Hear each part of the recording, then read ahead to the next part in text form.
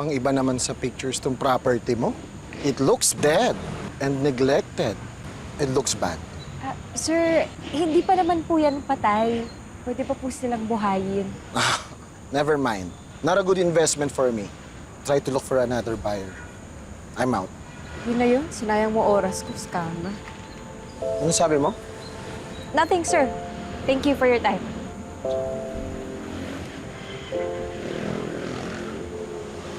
Ma'am. Ano to? Resignation letter? Whatever. I don't care. Malis kayo kung gusto niyo.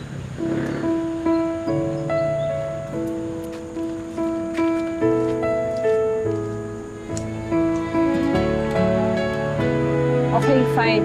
Pa. I'm sorry pero hindi ko na kayang alagaan tong iniwan mo. I'm not the right person for this job. Sorry.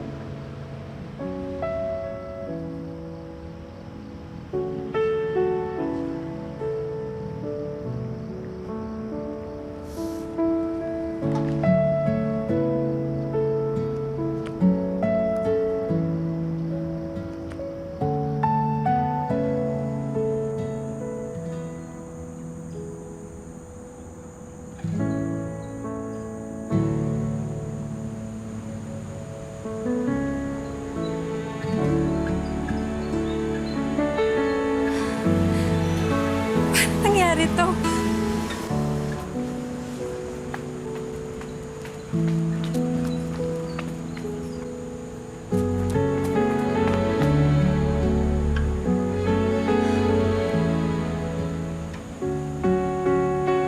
Bumalik ka?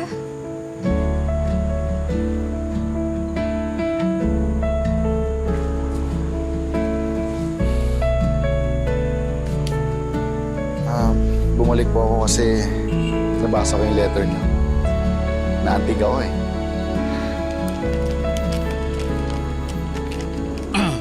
Ikaw ang nagturo sa akin na maging mabuti sa kapwa. And you deserve so much more. I'm sorry. Salamat po, ma'am. Totoo naman eh. Mas deserve mo tong place na to more than I do. Miss anak ka ni Papa sa partner. Ma'am, hindi po totoo yan. Mahal po kayo ni Tatay Frank. Lagi niya po sinasabi sa amin yun. And lahat ng yun ginagawa niya para po sa inyo. Somehow, na-realize ko nga rin yun. Salamat sa pag-aalaga ng mga halaman. Pero wala na akong mapapaswento sa'yo. Nag-back out na rin yung mga buyers. Okay lang po. Ginagawa ko naman to dahil sa out of love. Love for Tatay Frank, love for sa mga halaman dito, and love for you. Talaga ba? Ma'am, bumalik po ako dito para sa'yo. Tutulungan kita dito. Mahirap na kasi baka biglang bumangon si Tatay Frank at patukan ako kasi pinabayaan ko yung pinakamamahal niyang anak. Creepy naman. Pero ma'am, seryoso po. Bigyan niyo po ng pagkakataon yung sarili niyo. Makikita niyo, mamahalin po kayo ng mga to. So, deal?